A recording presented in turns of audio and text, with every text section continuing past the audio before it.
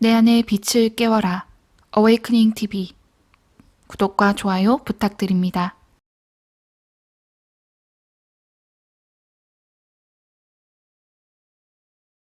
이 암흑세계로 들어가더라고요. 근데 다만 첫머리는 깜깜하더니 밝은 세상을 가기로 들으니까 표현이 못할 정도 황홀해요. 그림자도 없어. 앞뒤를 다 볼 수가 있는 거야.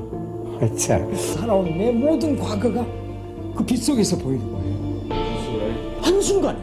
나에 대한 행동이 죄 나타나. 그건 나쁜 짓이야. 너 그때 왜 고백을 못했냐고 나와요. 누가 그렇게? 저 세상에 가서 나 자신이 그때 괴로웠습니까? 아니면은 편안했습니까? 아니 편안해요. 그래서도 편안해. 그래서도 그건 편안하더라고.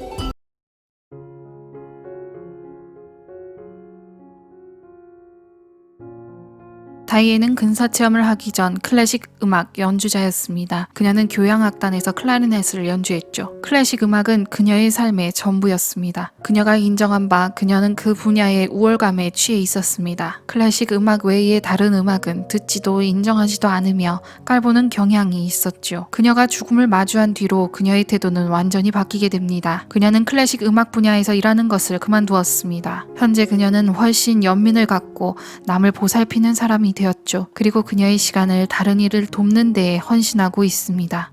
ING의 협력 리더로서 근사체험을 한 사람들이 새로운 삶을 시작할 때 새로운 관점을 갖도록 도와주는 역할을 담당하고 있습니다. 다음은 다이앤이 어떻게 그녀의 신과 대화를 했는지 들어보죠. 저는 그날 제 집에서 큰 파티를 열기로 했었습니다. 저는 많은 사람들을 초대했고 제 집에 있는 모든 것을 깔끔하게 보이고 싶었어요. 그래서 저희 집에 있는 수조 탱크를 닦고 정리하는 과정에서 제가 잘못을 저질렀어요. 수조를 지나는데 수조 탱크 밑에 물이 고여있는 것을 보았죠. 하지만 그녀는 그 고인 물이 사람을 죽일 수 있는 양의 전류가 흐르고 있다는 사실을 몰랐습니다. 그리고 제가 수조의 튜브를 들었을 때 그것이 뒤집히면서 전류가 흐르는 물이 제 뺨에 흘렀죠. 그리고 저는 제 자신을 보면서 제 머릿속에는 와, 저건 만지지 말았어야 했는데 라고 생각했습니다. 저는 천장에서 아래를 보고 있었고 제 강아지가 바닥에 있는 저의 육체를 깨우려고 하는 것을 보았습니다. 그리곤 착하구나, 나를 깨우려고 하네 라고 생각했죠.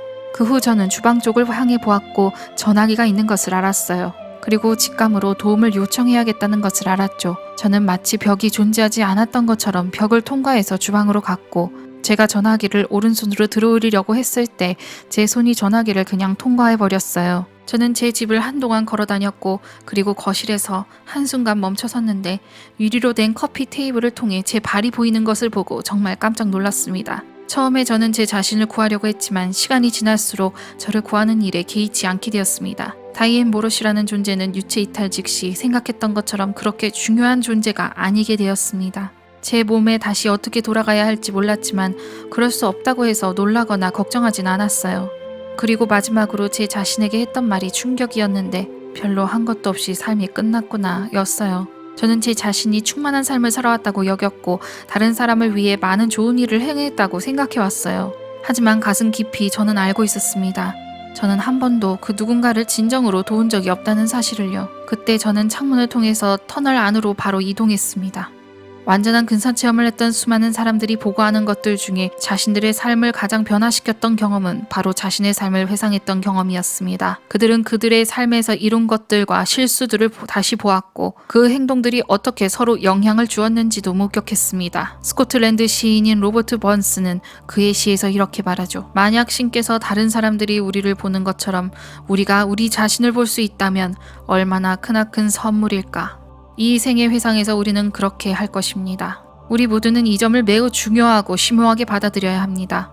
당신은 당신이 했던 모든 일을 다시 보게 될 뿐만 아니라 당신이 만났던 사람들 입장에 서게 될 것입니다. 그리고 그들이 당신으로부터 느꼈던 감정을 똑같이 느끼게 되죠. 제가 대단히 이끌렸던 그 빛을 지나 들어가지 못하고 그 경계선에서 어쩌면 그 경험에서 가장 의미 있었던 경험은 바로 그 체험이었다고 생각해요. 왜냐하면 그 멈춘 지점에서 저는 제 삶의 모든 것을 보았습니다. 제가 한 모든 행동, 본 것, 느낀 것, 그리고 다른 사람들로부터 숨겼던 생각들까지 모두 다시 보게 되기 때문입니다. 또 그 삶에 벌어진 모든 일에 대해서 이해하게 됩니다.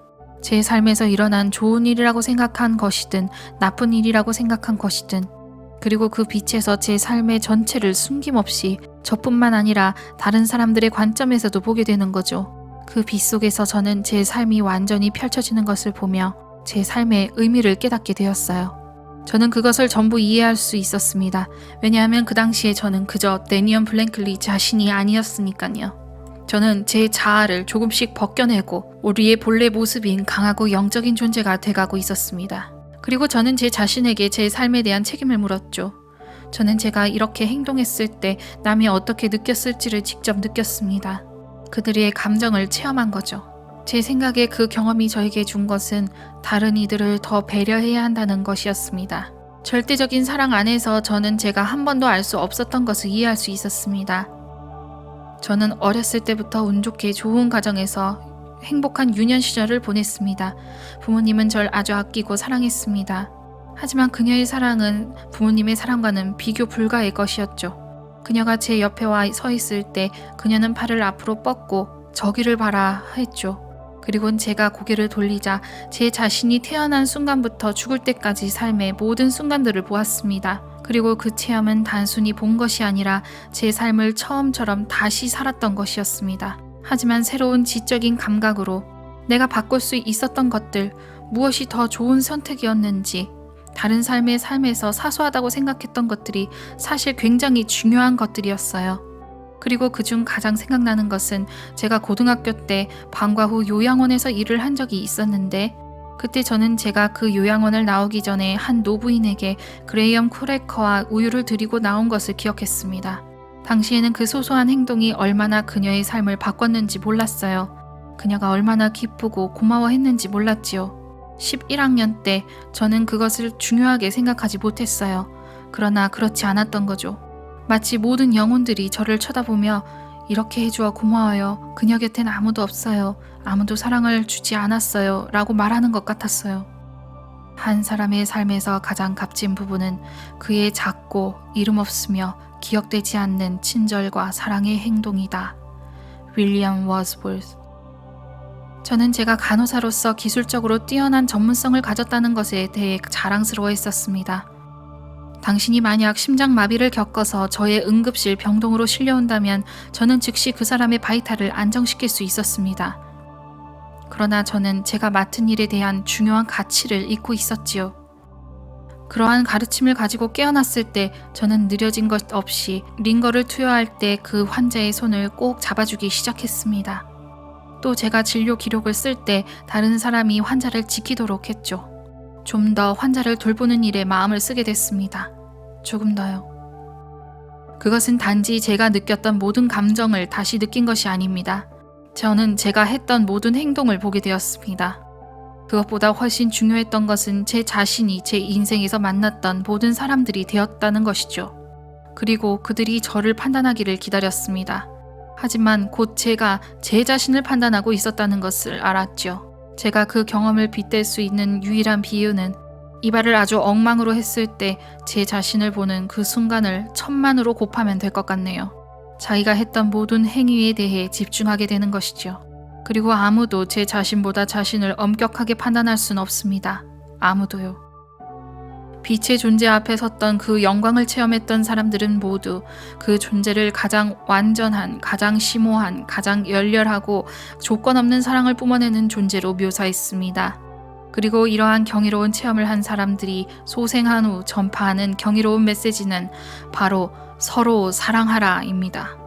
그리고 그것이 제가 느끼는 감정이에요. 저는 완전히 달라졌습니다. 그리고 저는 제 자신에게 그 사람에게 충분히 선하게 대하였는가를 생각하게 되었습니다. 신은 누구인가? 신은 사랑이다. 이 말은 저에게 아무 의미가 없었습니다. 왜냐하면 보여지는 방식이 달라 저에게 다른 두 개념이었죠. 하지만 지금은 같은 것임을 알고 있습니다. 그 공간에 존재했던 사랑은 한계가 없었어요. 그것은 최고의 깊이와 완전한 용서와 완전한 이해가 있었습니다. 그 사랑은 저도 형용할 길이 없지만 저는 조건 없는 사랑이라고 부릅니다. 그 밝게 빛나는 사랑의 빛, 조건 없이 사랑하는 그 사랑은 마치 새로 태어난 나의 아기를 받아들이는 것과 같고 결혼식 재단에서 자신의 남편을 받아들이는 것과 같아요.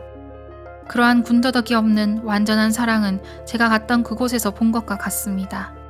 거의 한결같이 근사체험을 경험했던 이 사람들은 깊은 연민, 따뜻함, 열정, 사랑, 하나됨, 연결됨을 경험했다고 근사체험에서 간증합니다. 그리고 제 생각에 이 사람들은 우리가 기도실험 연구실에서 증명한 것에 근접하고 있어요. 바로 하나로 통합시키는 사랑의 힘 말이죠. 제 경험에 근거했을 때 순수한 사랑, 경계가 없고 막강한 이 초인간적인 사랑은 이 모든 것을 묶는 사랑입니다. 제 생각에 저희는 사랑이라는 개념이란 다른 살아있는 생명체, 피조물들을 아주 멀리에서도 연결시킬 수 있는 접착체 같이 느껴집니다.